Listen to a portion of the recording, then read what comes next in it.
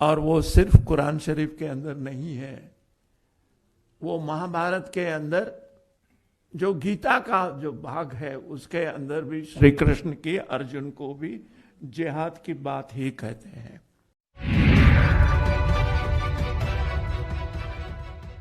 नमस्कार, इन खबर में आपका स्वागत है।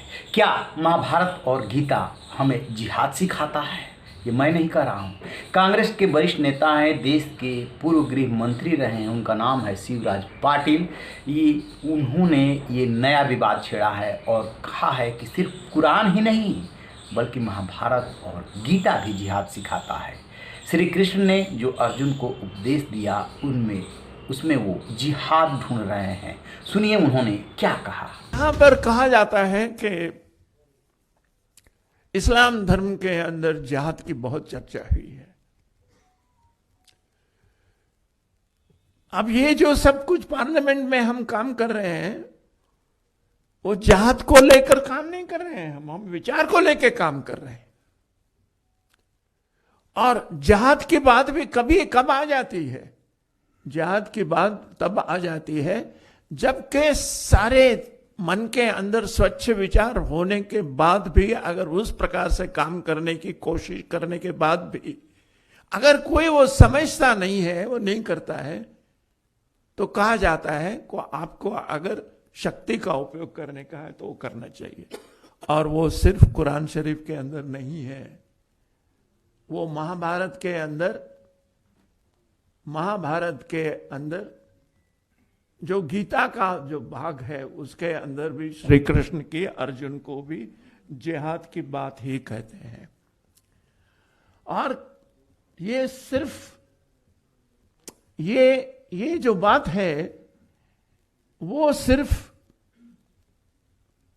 ये कुरान शरीफ में और गीता के अंदर है ऐसा नहीं है, मगर जो क्रिश्चियन लोगों ने लिखा है, जैसे कृष्ण ने भी लिखा है, और उन्होंने लिखा है कि I have come here not to establish peace but I have come here with sword also.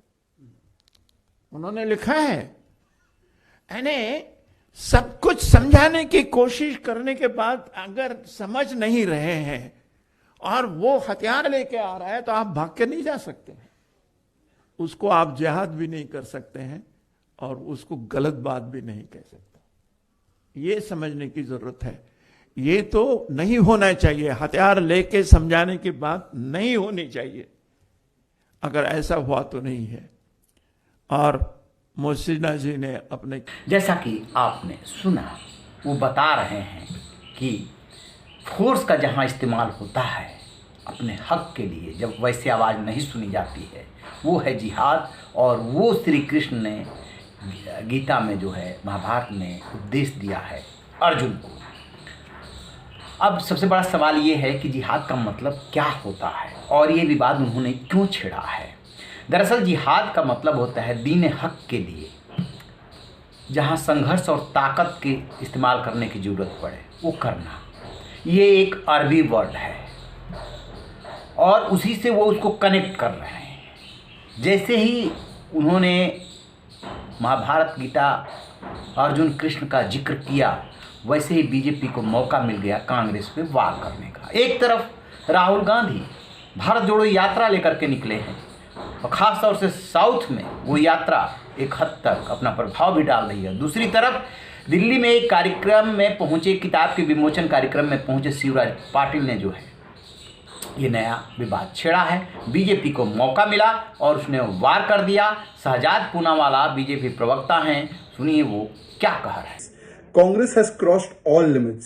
Shivraj Patil, who had once coined Hindu terror, saffron terror, has now compared Gita, the Updesh given by Shri Krishna to Arjun during the Mahabharata, to jihad. This is an affront, but it is not surprising because this is not a sayog, it is a vote bank ka prayog and a vote bank ka udyog. This is the same Congress party which has said Hindu terror, saffron terror. Rahul Gandhi has said LET is not dangerous, but the... आपने सुना, तो अब ये हंगामा बढ़ चला है। क्या हो सकता है इसके पीछे का मोटिव। आपको सबसे पहले शिवराज पाटिल के बारे में थोड़ा सा बता दें। बहुत ही वरिष्ठ नेता हैं, सांसद रहे हैं। जिस सीट से वो सांसद रहे वहाँ पे अब बीजेपी काबिज हो गई है, तो 14 के बाद कोई चुनाव नहीं जीत पाए। जब ये देश के गृह मंत्री थे, आतंकी घटनाओं की बाढ़ आ गई थी। इनको हटा करके ही पी चिदम्बरम को गृह मंत्री बनाया गया था, क्योंकि देश पे आतंकवादी हमला हो रहा था। तब ये अपने जूते और कपड़े बदलने में लगे हुए थे।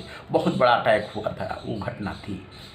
तब भी काफ़ी सुर्खियों में रहे थे, और एक बार फिर से श्री कृष्ण अर्जुन गीता महाभारत को जिहाद से जोड़ करके ये सुर्खियों में आ गए हैं। इसके पीछे का क्या मकसद हो सकता है? इसके पीछे का मकसद एकदम साफ है।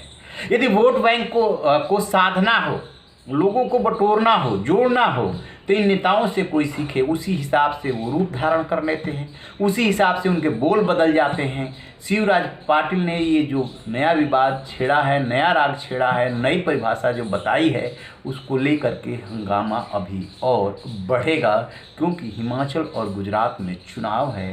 कुछ देश के कुछ सीटों पे उपचुनाव भी हो रहे हैं। तो ये नेता वोट की फसल तो काटेंगे ही, चाहे वो जैसे कट जाए। रहिए ना बेखबर, देखते रहिए इन खबर। Thank you. इन खबर चैनल को सब्सक्राइब करें